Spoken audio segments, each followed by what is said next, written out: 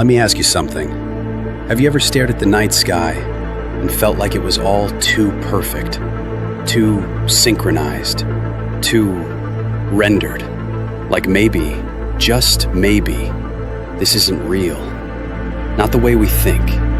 You wake up, same bed, same coffee, same sky, same traffic light that turns green a second before you blink. Patterns, everywhere. But what if they're not coincidences? What if it's code?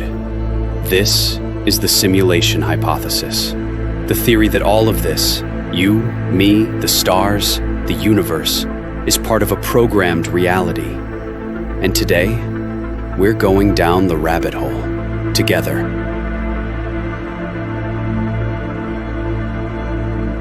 Okay, so let's get this straight. This isn't just a sci-fi fantasy. The simulation hypothesis is backed by some of the brightest minds on Earth. In 2003, philosopher Nick Bostrom published a paper that shook the scientific community. He posed a now famous trilemma. Either civilizations never make it to the point where they can run simulations of reality, or they do, but choose not to, or they already have, and we're living in one. That third option, it isn't just possible, it might be the most likely. Even Elon Musk said, there's a 1 in billions chance we're in base reality. That means the odds against this being real are astronomical. Think about how far we've come with virtual reality, deep fakes, AI simulations. Now imagine a civilization that's 1 million years ahead of us. Would they be able to simulate life, consciousness, entire universes? Bostrom argued that if it's possible to simulate a reality, and if someone, somewhere, eventually would, then the number of simulated realities would vastly outnumber the one real reality. And if that's true, then odds are we're one of the simulations. Scary? Maybe, but it opens doors. Because if we're simulated, then who's running the simulation? What's their purpose? Are we entertainment? An experiment?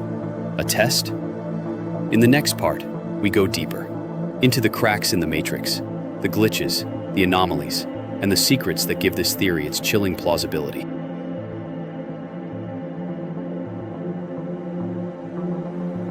Now, let's talk about the cracks. Not the kind you see, the ones you feel. You ever experience a moment so strange it made you stop and whisper, "Wait, what just happened?" A man walks down the street. Then again, same clothes, same steps, same smile. Looped. Perfectly. A woman dreams of a place she's never been, only to walk into it years later, every detail exactly as she saw it.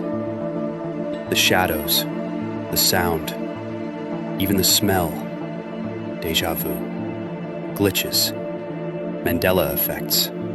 Things that shouldn't be, but somehow are. In 2013, NASA physicist Rich Terrile said, "If you make a universe with rules, and you're inside it, you wouldn't be able to tell the difference." Think about video games. You don't render the entire world, just the part the player can see. It saves memory. So, why is the speed of light the fastest anything can travel? Maybe it's a render limit. Why do particles behave differently when we observe them? Maybe it's the simulation optimizing. Physicist James Gates found that the equations describing string theory, the most foundational layer of our universe, contain embedded computer code. Not metaphorical, literal. Binary error correcting codes, the same ones used in your browser. That's not just poetic. That's terrifying. It's like finding a watermark inside reality itself. And yet, maybe it's not something to fear. Because if this is a simulation, if we are being watched, measured, guided, then maybe, just maybe, we matter more than we ever imagined. In the next chapter, we face the question no one wants to ask. If this is a simulation, can we ever break free?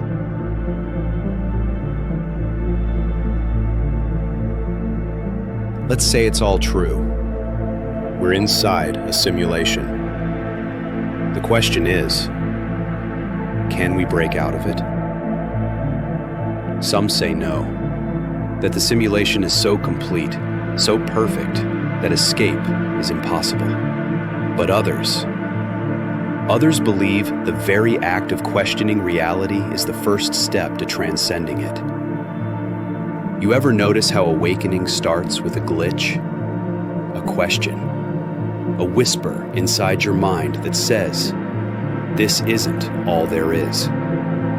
Monks in Tibet, lucid dreamers, psychedelic researchers, quantum physicists, they've all touched something beyond.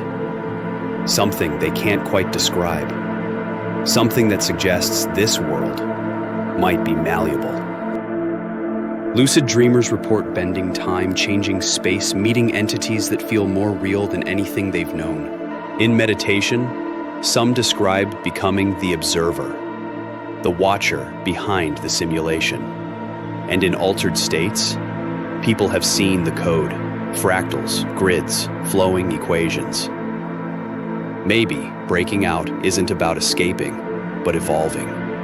Maybe the point of this simulation isn't to trap us, but to test us, to see if we awaken, to see if we rise. So, can we break it? Maybe not by force, but by frequency, by awareness, by choosing to live consciously, like we know we're being watched. And if enough of us awaken, who knows? Maybe the simulation has an exit, but only for those who remember their dreaming. Coming up next, we take this even deeper. What happens to you when you start to awaken inside the simulation?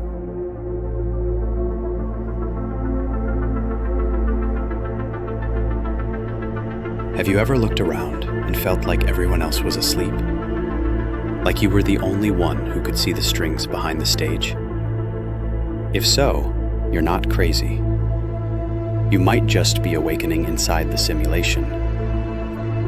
Awakening doesn't come with fireworks. It doesn't announce itself. It whispers. In moments. Moments when time slows down and your chest feels heavy, like a truth is knocking on your ribs. Moments when you question everything. Your job, your habits, your very name. It starts with discontent, a tug at your soul that says, this isn't why I came here. You notice synchronicities, 11:11, repeated dreams, strangers who say the exact words you needed to hear, as if scripted. You start seeing beyond the surface. People aren't just people, they're characters with roles. The news isn't just news, it's narrative. And pain becomes a teacher. The awakened ones aren't perfect. They still cry, still doubt, still fall. But they feel everything. And in a world numbed by repetition, that's rare. They start asking deeper questions. Why am I really here? What am I meant to learn in this scene? Am I the observer or the player? And they stop reacting. They start creating. Because somewhere deep inside, they remember, this world responds to their frequency. If you're watching this right now, if these words feel like echoes of thoughts you've never dared speak aloud, then you, my friend, are not alone. You're one of the awakened ones.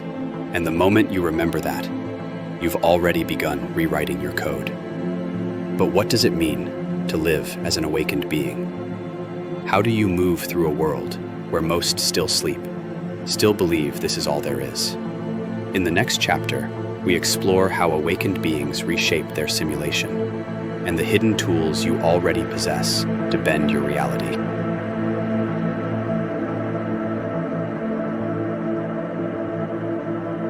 So, if this is a simulation, if the world around you is just lines of code wrapped in physics and probability, then who are you?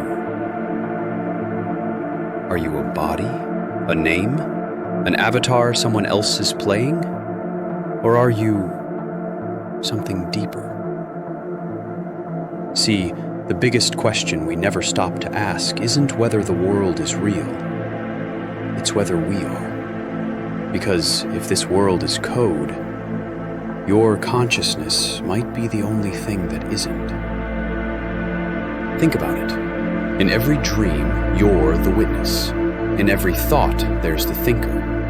When the simulation throws noise at you, trauma, distractions, patterns to repeat endlessly, something inside you still questions it, still resists it.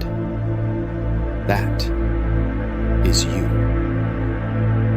Some call it the soul, others the observer, or the infinite awareness.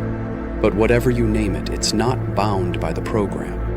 It's the thing watching the program run. That means, in the simulated world, your consciousness is the glitch, the one thing they can't fully control.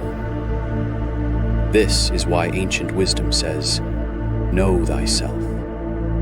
Because when you know who you are, the real you, not the one the simulation trained you to be, you begin to awaken and rewrite your own code. You stop being a passive character and start becoming a creator. Not a victim of your circumstances, but an architect of new ones. And when that happens, reality itself responds. The simulation bends, the program adapts, because you're not just playing inside it anymore. You're co-writing it. So ask yourself, not what is real, but who is real. And in that question, you'll start to hear the truth. The one voice that's never lied to you. The one awareness that's always been here. Watching. Waiting. Ready to remember. What you just heard is the beginning of the awakening. But this is not a one-time message. It's a series. A full transformation. Binge the full playlist here. Simulation series. Subscribe and turn on the bell. This library of truth is being built for you. In our final chapter, we explore what happens after awakening and how you can begin to consciously design your life inside the simulation.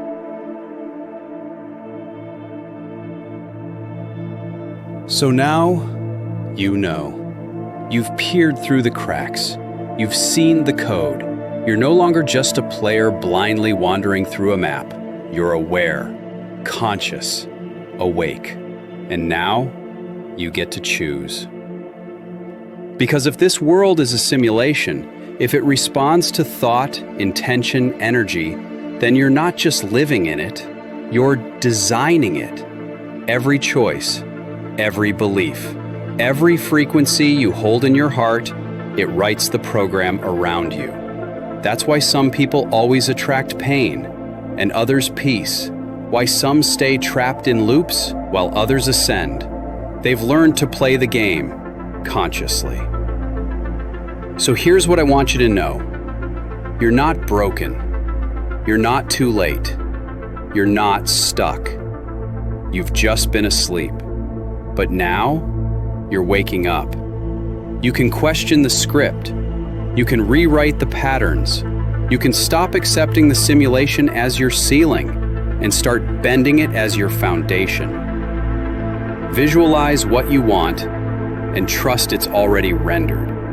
Feel gratitude and watch the program respond. Breathe. Observe. Create. You are the anomaly, the glitch they didn't see coming, the awakening they hoped wouldn't spread, but now it has, and now it's your move.